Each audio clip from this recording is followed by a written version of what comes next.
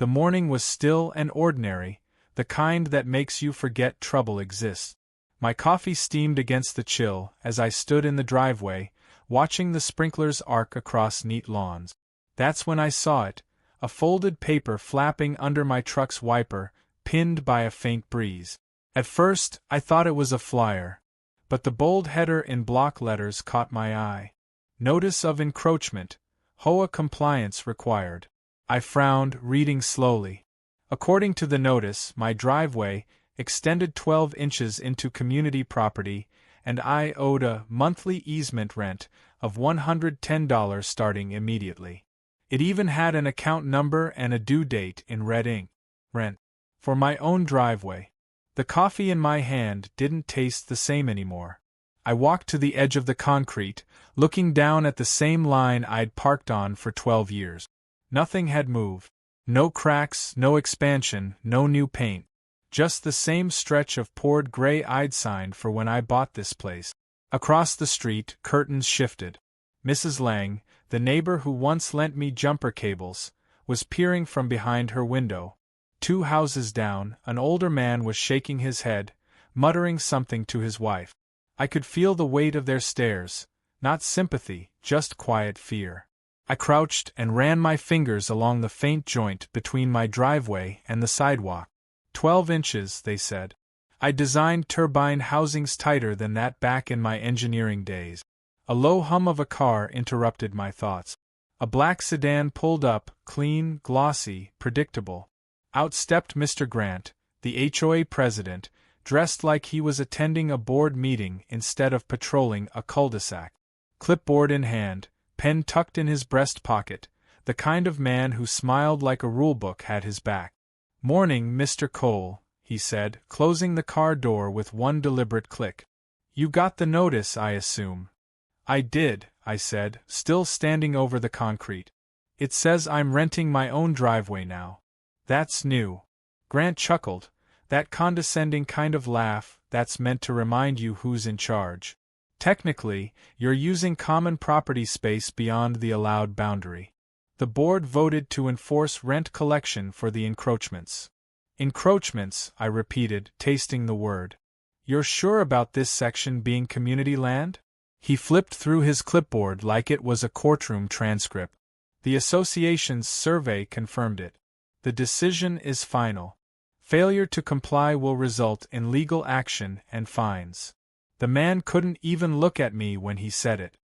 His eyes were busy ticking boxes, scanning signatures, pretending procedure was law. "Do you have that boundary survey handy?" I asked, voice flat. Grant glanced up, startled by the calmness. He hesitated, then shifted the clipboard slightly away. "Leave the technical talk to the board, Mr. Cole. You wouldn't understand the zoning details." I smiled, not the polite kind. "You're probably right. 12 years of designing municipal pump layouts didn't teach me much about straight lines." Something flickered across his expression, maybe irritation, maybe the faint realization that I wasn't the kind of homeowner who folded easily. He cleared his throat. "Look, everyone else has agreed to pay. Don't make this difficult. It's a simple fee." "Everyone?" I looked around. A few curtains twitched. "Or everyone you scared first?" Grant's jaw tightened. "You're being uncooperative. The board is overstepping," I finished quietly. "And bluffing." For a second, we just stood there, the morning quiet except for the rhythmic hiss of sprinklers. Then he broke first, adjusting his tie and muttering something about documenting noncompliance. He turned and walked back to his car, leaving the faint smell of cheap cologne and power trips behind him. As the sedan disappeared down the street, I exhaled slowly and walked back toward my garage. The neighbors had retreated inside. Windows shut. Curtains fell. The cul-de-sac went back to pretending nothing happened. But I couldn't shake the tension humming in my chest. Rent for a driveway, it wasn't about money. It was about control. About seeing who'd bow first. Inside, the air was cooler. My home office sat just as I'd left it. Neat desk, leather chair, shelves of old project binders, and a drawer I hadn't opened in years. I reached for it, the metal handle cold under my fingers. The papers inside still smelled faintly of ink and time.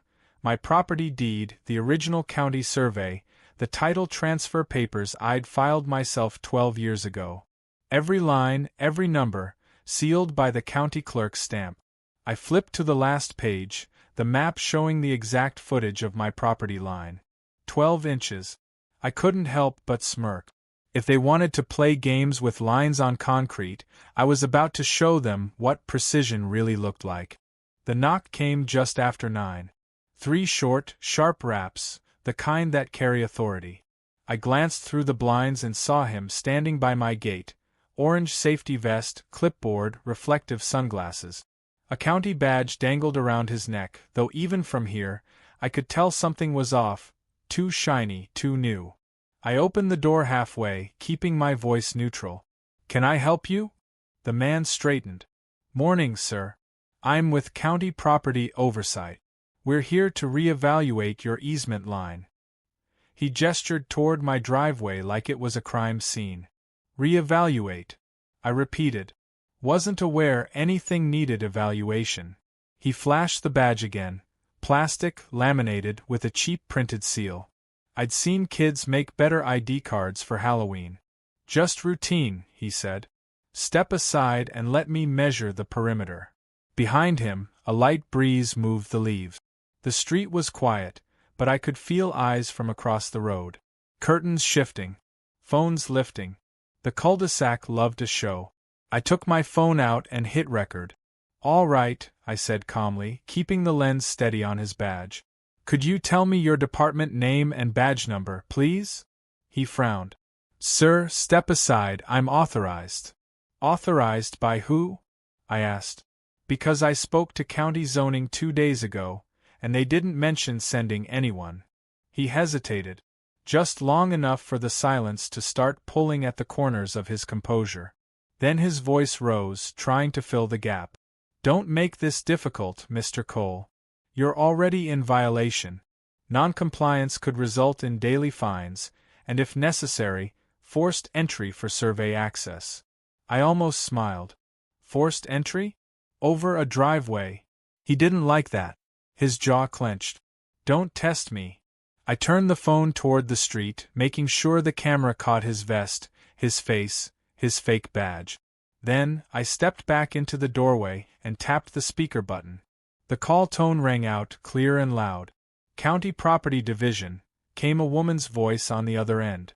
"Hi," I said evenly. "This is Ethan Cole, homeowner on 227 Lakeview. I've got someone here claiming to be from your department. He says he's conducting an easement reevaluation. Can you verify?" There was a pause. I watched the man's face tighten. The voice returned.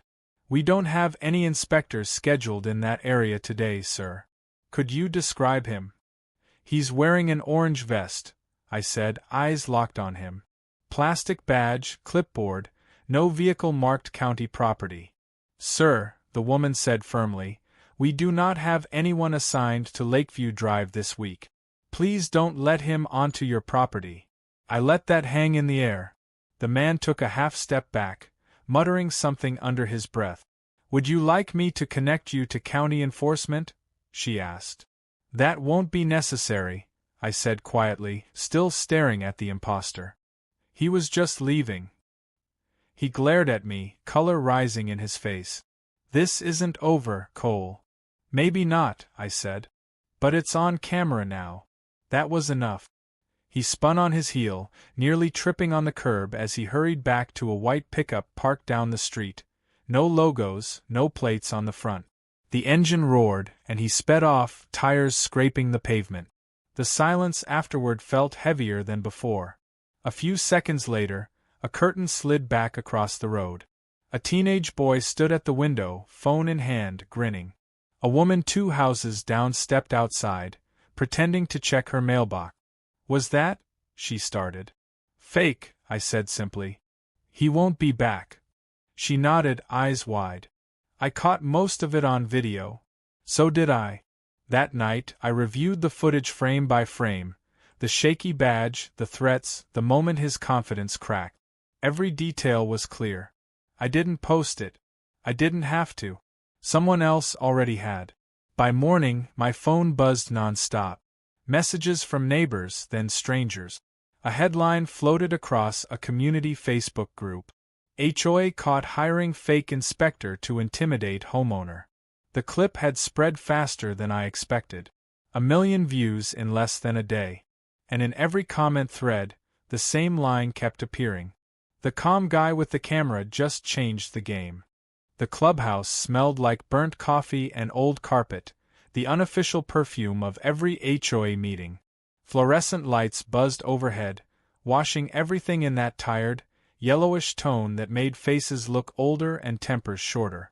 Folding chairs scraped across linoleum as neighbors shuffled in, their murmurs mixing with the rustle of printed agendas. Grant stood at the front beside a projector screen that no one asked for, his clipboard gleaming like a badge. His tie was too tight, his smile too wide. I'd seen that look before, the smug confidence of a man who thought procedure made him untouchable. "Good evening, everyone," he began, tapping the microphone. "As you know, the board has identified several properties that have encroached upon community space. To maintain fairness, we're implementing a new driveway compliance program." The phrase landed with the weight of a bureaucratic hammer. Some nodded. Most just looked confused. Grant went on, pacing like a professor. "This program ensures everyone contributes their fair share. It's a small monthly fee, nothing unreasonable. Compliance is mandatory." There it was again, mandatory. The word that made ordinary people fold. I raised my hand. "Question." He hesitated, the way someone does when they wish you weren't there. "Yes, Mr. Cole? What legal code authorizes this program?" I asked. My voice carried, steady, slicing through the low murmur. Grant blinked. "Excuse me. The statute. The specific code that gives the HOA the right to charge rent for privately owned driveways." The room went quiet. Someone coughed. Someone else whispered, "That's a good question." Grant shifted on his feet. "It's part of our special assessment rights under Article 12 of the Association Charter." I nodded slowly. "I've read Article 12. It mentions shared maintenance, not private property usage. Unless the county changed Statute 46 to 104 last week, HOA jurisdiction ends at the easement line." A few heads turned my way. Phones appeared, screens glowing as people started recording. The sound of quiet tapping filled the air, digital insurance against intimidation. Grant's smile twitched. "You're misunderstanding the intent, Mr. Cole. This is about community harmony." "Community harmony doesn't involve unauthorized fees," I said, standing now. "Or intimidation letters pretending to be legal documents." A few gasps rippled through the room. Someone muttered, "He got one too." Grant snapped, his voice cracking through the tension. "You're making a scene." "I didn't raise mine. I didn't need to. I'm making a record." The line hung there, clean, sharp, undeniable. A woman in the second row leaned toward her husband, whispering, "He's right, they can't do that." Grant looked around, realizing too late that the room had shifted. The smug control he'd walked in with was bleeding away, replaced by something rawer, fear masked as anger. He turned to the other board members, whispering harshly, but the microphones picked it up anyway. "Shut those phones off. We'll handle this internally." That only made more people start recording. I took a step closer to the front, not aggressive, just deliberate. "Mr. Grant, every HOA in this county operates under the same jurisdiction. County Statute 46 to 104 defines property boundaries. I can email you the document if readings become an issue." A few chuckles broke the tension. The kind that start small, then spread once people realize they're no longer afraid. Grant's face flushed crimson. "You think you know the law, Mr. Cole?" "I know how to read," I said quietly. He slammed his clipboard shut, the sound echoing across the room. "This meeting is adjourned." But no one stood up. The crowd stayed seated, phones still raised, eyes locked on him. He was sweating now, fumbling his papers, realizing control wasn't coming back. His voice dropped to a hiss as he turned toward one of the board members, a wiry man in a cheap suit who'd been avoiding eye contact the entire night. "Get the county inspector involved. Now." The other man nodded quickly, face pale. Grant straightened, trying to recover some dignity. "Enjoy your evening, everyone," he said through clenched teeth, forcing a grin. "We'll resolve this matter shortly." But as I gathered my papers, I caught the eyes of a few neighbors, the same ones who'd stayed silent when I first spoke up. Now they looked different, curious, emboldened. I didn't say another word as I left, but I didn't have to. The power had shifted, even if Grant didn't see it yet. Outside, the night air felt cooler. I took one last look through the clubhouse window, Grant and his cronies hunched together in frantic whispers. If they wanted to bring in an inspector, they'd better make sure he was real. It happened 2 mornings after the meeting, the kind of morning that pretends to be peaceful but hums with leftover tension. I was on my porch, tightening the hinge of the gate, when a white pickup rolled up and stopped halfway across my driveway. No logos, no plates on the front. Out stepped a man in an orange vest, the kind you buy at a hardware store. He had mirrored sunglasses, a clipboard, and a laminated badge hanging from his neck that looked freshly printed.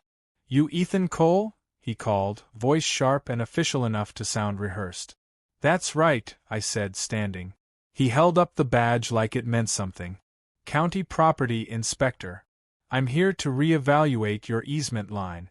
Step aside and let me through." I wiped the grease from my fingers with a rag, taking my time. "Reevaluate. Routine follow-up," he said quickly. "We've had complaints of boundary violations. I'm authorized to perform measurements and record footage for county review." The words rolled off his tongue too cleanly, like he'd practiced them. His stance gave him away, not patient, not neutral, but hungry. The kind of man who expected resistance just so he could win an argument. I pulled my phone from my pocket and started recording. The red light blinked between us. "You mind showing me your department and badge number?" He frowned. "Sir, step aside, I'm authorized." "Authorized by who?" I asked. "Because I spoke to the county zoning office just last week. They didn't mention sending anyone." "Don't make this difficult," he said, taking a step closer. "Failure to comply can result in fines. Up to 500 per day. And if necessary," his voice lowered, "forced entry for inspection." He really said it like that, like he was proud of the phrase. I smiled, calm and steady. "Forced entry. Over a driveway. That's a new one." I lifted my phone higher, catching his badge in the frame. "You said County Property Inspector, right? Let's give them a call." Before he could answer, I opened my contacts and tapped the number. The call rang on speaker, loud enough for both of us to hear. "County Property Division," a woman's voice said. "Hi," I replied evenly. "This is Ethan Cole on Lakeview Drive. I've got an inspector here saying he's from your department. Can you confirm?" The man's shoulders stiffened. He tried to look casual, but his jaw was tightening. "Inspector?" the woman repeated. "We don't have any field personnel scheduled in your area today. Could you describe him?" "He's in an orange vest, clipboard, plastic badge," I said. "Says he's conducting an easement reevaluation." There was a pause. Then, sharper now, "Sir, please do not allow him onto your property. That individual is not employed by the county." The fake inspector's mouth twitched. He muttered something under his breath. "Would you like us to send an officer?" the woman asked. "That won't be necessary," I said, eyes still locked on him. "He was just leaving." He flinched, anger flashing behind his mirrored lenses. "This isn't over, Cole," he snapped. "No," I said, lowering the phone but keeping it recording. "It's just beginning." He turned fast, marching back to his truck, but his steps weren't as sure as before. The clipboard wobbled in his hand. He slammed the door, started the engine, and peeled out, gravel spraying from the tires. Silence fell again. Then, one by one, curtains shifted along the street. Mrs. Lang peeked from her window. A man 2 houses down was already holding his phone, recording the tail end of the retreating pickup. I stood there for a moment, listening to the hum fade into distance, and then walked back inside. I played the video once, making sure every second of his little performance was captured. The badge, the threats, the moment he realized he'd been caught. That evening, I heard a knock, softer this time. It was my neighbor, Jordan, the one who rarely spoke. He held up his phone with a grin. "You mind if I post this? People should see it." I hesitated, then shrugged. Truth doesn't need permission. By sunrise, my inbox was flooded. Local pages, neighborhood groups, even a county watch forum, all sharing the clip. The caption read, "HOA sends fake inspector to harass homeowner, gets exposed on camera." In less than 12 hours, it had 100,000 views. By evening, 1,000,000. And somewhere out there, Grant was watching the same video, realizing the story had slipped out of his control. The county building smelled like paper and coffee, that sterile kind of government scent that made you feel both safe and uneasy. I sat across from Officer Reyes in a small, fluorescent-lit office, the kind where truth had to be proven with ink and signatures. He was quiet at first, flipping through my files. I'd brought everything: the fake notices, the boundary survey, the video of the phony inspector. His eyes narrowed as he paused on the paused frame of Grant's inspector, threatening forced entry. Reyes leaned back, exhaling through his nose. "You've done half our job for us, Mr. Cole." "I like my lines straight," I said. "And my driveway mine." He cracked a small smile. "Fair enough. This isn't the first complaint we've had about this HOA, but it's the first with actual proof. Clean, time-stamped, undeniable." He closed the file and tapped it twice on the desk. "We'll move carefully. No loud accusations yet. We'll set up a quiet observation, see how they're collecting these fees. You attend the next meeting, act normal. My team will be nearby." I nodded. "How nearby?" Reyes smirked. "Close enough to hear every word."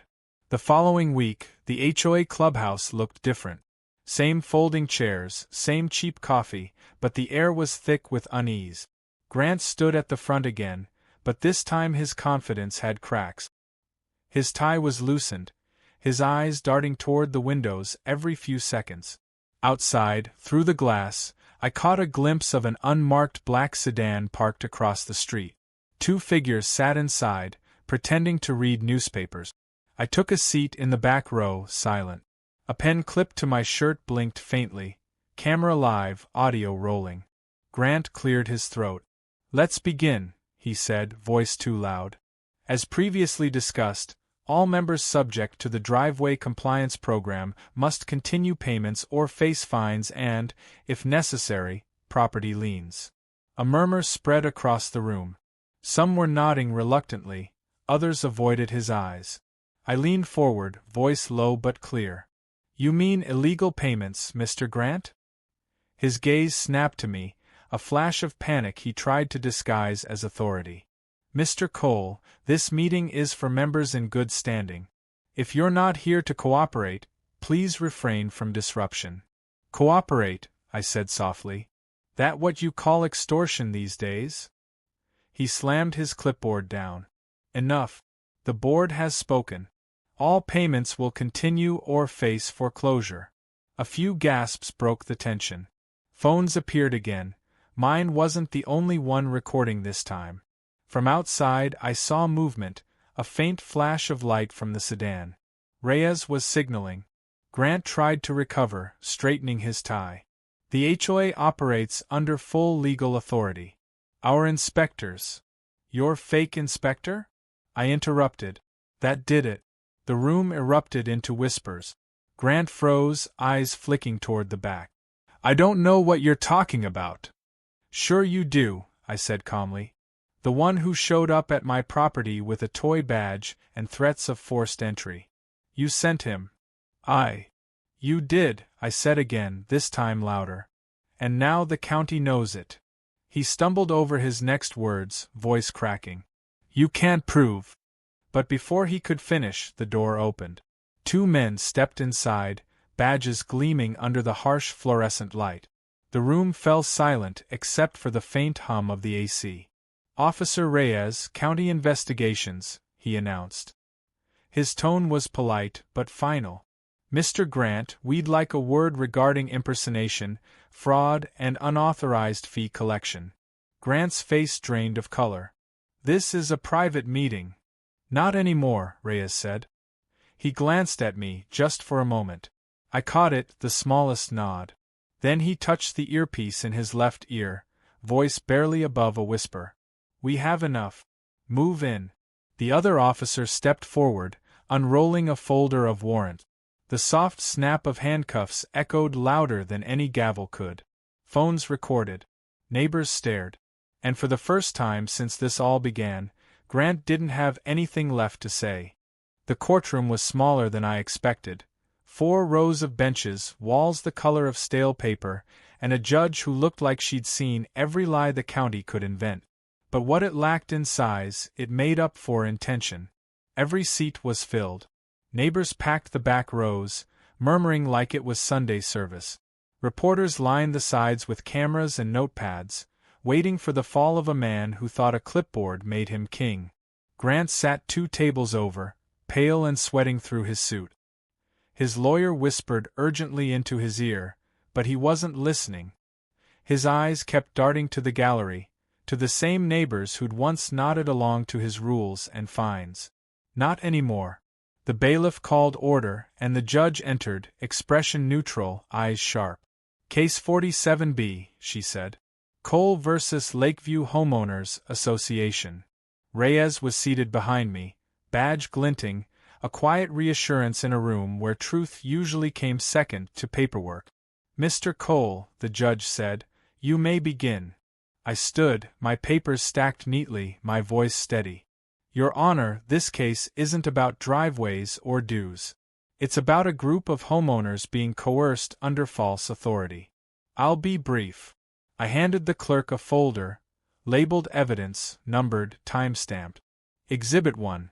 Property deed, registered 12 years ago, confirming full ownership of my driveway. The clerk passed it up. The judge skimmed it, nodded. Exhibit 2, I continued. Video footage of a man impersonating a county inspector, sent by the HOA to intimidate homeowners into paying fabricated fees. I pressed play on the monitor. The room filled with the tinny audio of the fake inspector's voice. Step aside, I'm authorized. Then my own calm reply. Authorized by who? Followed by the county office confirming he didn't exist. Grant shifted in his seat. His lawyer pressed a hand to his arm, whispering something like, stay calm. Exhibit 3, I said, sliding forward a printed copy of County Statute 46 to 104. This clearly defines HOA jurisdiction limit. The board had no legal standing to charge for private property usage. The judge leaned forward, reading. Her pen tapped once against the bench, a quiet, rhythmic sound that somehow felt like a countdown. When I finished, I turned slightly toward Grant. For over a year, this board collected illegal payments from residents under threat of liens and foreclosures. I was the first to refuse. The others were too afraid to question the authority they were told was real. The judge nodded. Thank you, Mr. Cole. Mr. Grant, your response. Grant's lawyer stood first, fumbling through a prepared statement about misunderstandings and administrative miscommunication. Grant followed, voice shaky but defensive. We were acting in good faith, he said. The board believed the easement boundaries extended under county guidance. Reyes rose from his seat. That's false, Your Honor. My office reviewed their correspondence. No county guidance existed, and their so-called inspector was hired privately by the HOA president himself. Gasps spread through the gallery. Grant's lawyer froze mid-sentence. The judge's eyes locked on Grant. Mr. Grant, she said slowly, did you personally authorize this inspector? I can't recall. Would this refresh your memory? Reyes interrupted, holding up the signed authorization form, HOA letterhead and all. The signature was unmistakable. Grant's face drained of color. The judge set down her pen. "You've wasted this court's time, endangered residents, and abused the pretense of governance to enrich yourselves." She paused, voice sharpening. "Mr. Grant, this was not authority, it was audacity." You could have heard a pin drop. She continued, crisp and final. "The HOA will refund all illegal collections with interest and pay double damages for harassment. Effective immediately, the board is dissolved pending county oversight." A quiet wave of relief rolled through the room. Gasps, then claps, then a restrained cheer from the back row. Phones lifted. Flashes flickered. Grant sank into his chair, eyes hollow, the weight of exposure settling heavier than any fine. I turned to Reyes, offering a small nod. He smiled, shaking my hand. "Justice served on pavement," he said quietly. "I just wanted to park on my own driveway," I replied. He chuckled. "Guess that's how revolutions start." When I stepped out of the courthouse, the sun hit hard, too bright after weeks of fluorescent lights and tension. Reporters shouted questions, microphones reached out like spears. I kept walking, past the crowd, past the cameras, until the noise dulled behind me. For the first time in months, I felt the weight lift. Then an engine purred nearby, low, expensive. A black luxury SUV rolled to a stop at the curb. The tinted window slid down. A man in a tailored suit leaned out, flashing a polished badge that gleamed in the sunlight. Different logo. Different name.